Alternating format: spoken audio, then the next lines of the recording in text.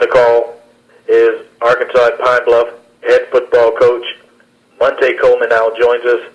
Coach Coleman and Arkansas Pine Bluff suffered a loss at home to Alabama State by a final score of 40-39, and they will host Alcorn this Saturday. Coach Coleman, are you with us? Yes, I am. Coach, we appreciate your time. If you could talk about last week's game with Alabama State and preview your home matchup with Alcorn. Well, definitely a very bitter loss for us. Alabama State came in and played extremely well. They jumped up on us 21 points, and we played kind of catch up from that point on. We did take the lead, I think, in the third quarter, but it was one of those games where we started way too slow and weren't able to finish for whatever reason, the way we had been accustomed to in years past. But I take my hat off to Coach Barlow and his coaching staff and their team. They played a good football game.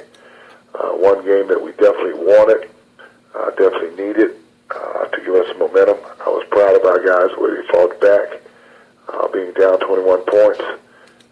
It was an eye opener for the young guys that we had playing to be able to play in the SWAC, play against a SWAC school, and do what they did as far as coming back. But the thing that we've got to do, we've got to start fast, and we've definitely got to finish. This week we're playing a very good football team against Alcorn. They're coming off a great victory against Mississippi Valley. And the thing we've got to do is just what I said just a minute ago, what we tried to do against State. We've got to start fast, and we've definitely got to finish if we expect to win this football game. The floor is now open for Monte Coleman, head football coach at Arkansas Pine Bluff. Coach, I see in Pine Bluff. How pivotal is this Alcorn State game now? Now with being 0-1 in the conference. It's very pivotal. I see by no means of the imagination that if we lose this game, that the season's over. There's a lot of football still left to be played. Looking at our schedule this year and looking at our schedule last year, we're in the exact same position that we were last year. We lost to Alabama A&M, our first conference game. We were 0-1, and then we started winning some SWAC games. So I mean, there's no reason to get hysterical. There isn't reason to get energized and win some games. But by no means, if we lose this game, that we will be out of the race for the championship game. But we definitely don't want to go down 0-2. It's a big game for us, and that's what we will be preaching to our kids today is this is a game that we definitely need to win to stay right in pace. What do you understand Alcorn State's identity to be as far as their play? I hadn't really seen their film as of yet. I watched them over last week, but not enough to really give you a great assessment of what I think their identity is. I know they're going to be tough. I know they will be disciplined. They play hard, and they're very well coached. So that is what I see as of right now. I see. Coach Coleman, good morning. This is Charles Edmonds from WPRL. Good morning, Charles. Coach, talk about the range of emotion from Saturday. Of course, you were down 21, and then you had a 9-point lead with about 10 minutes left. You talked about starting out slow. You've been able to put your finger on it. Yeah, we're playing with young guys. That's pretty much it, Charles. When you play with young guys who don't have the hours that some of the other teams may have, or the hours that you need to facilitate the things that you're trying to do, you have to take them a little slower. And it could be a coaching thing, not a negative coaching thing, but you can't take the young guys too fast because you'll lose them all together. Of course, we definitely don't want to be down 21 points. We don't want to be down that early. No points, but I thought the guys continued to play and fought back very well once we got into the rhythm of the game. But we've definitely got to have a quicker start regardless of who we're playing. Coach, in trying to follow your team, I was looking at your info. Justin Billings, talk about his situation. I don't know much about the. Just I see him on the roster. He's a part of the team.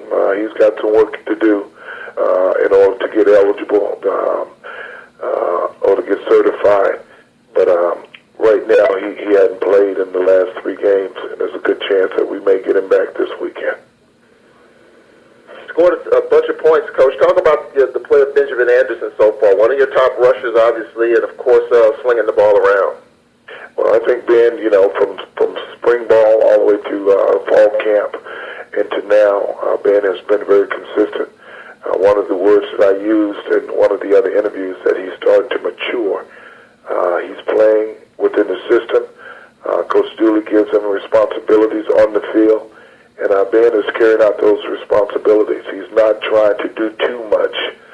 He's playing within the system, and he's operating the offense pretty much like we want. Now we just need some of the other guys to step up and match the intensity or the level that Ben is playing on. And I think you'll see a lot different offense than what we have, or it will resemble a little bit more the offense that we had last year. Talk about receiver Isaiah Ferguson, who had 115 yards last week. Ferguson is a guy that we know can do it. He'll get more playing time as games come on. We've got great receivers in front of him with Eckwood and Beverly. And the thing that we're doing is working him in slowly. But he came out this game when we needed a spark. He played well. He caught passes for us. He pressed the corners. He's a big receiver. He's about 6'4". So he's a big receiver, and he played real big this week. So when one guy's kind of struggling, that's what we counted on in years past is another guy stepping up, and it was Isaiah Ferguson's week to step up, and he did a great job stepping up for us to help keep us in this football game. Coach, I can't get away without asking you about RG3. What do you think about what's going on? Did they bring him back too soon or what? Well, I didn't see the game yesterday, and I understand they did lose, but they're kind of like we are right now. They're starting too slow. I saw them against, who was it, Monday night or Sunday night last week, and they just bought the team too many points and try to come back. And it's, those guys are good on both sides of the ball. And I don't think they brought him back too soon. I think he's ready to go, but he's definitely limited.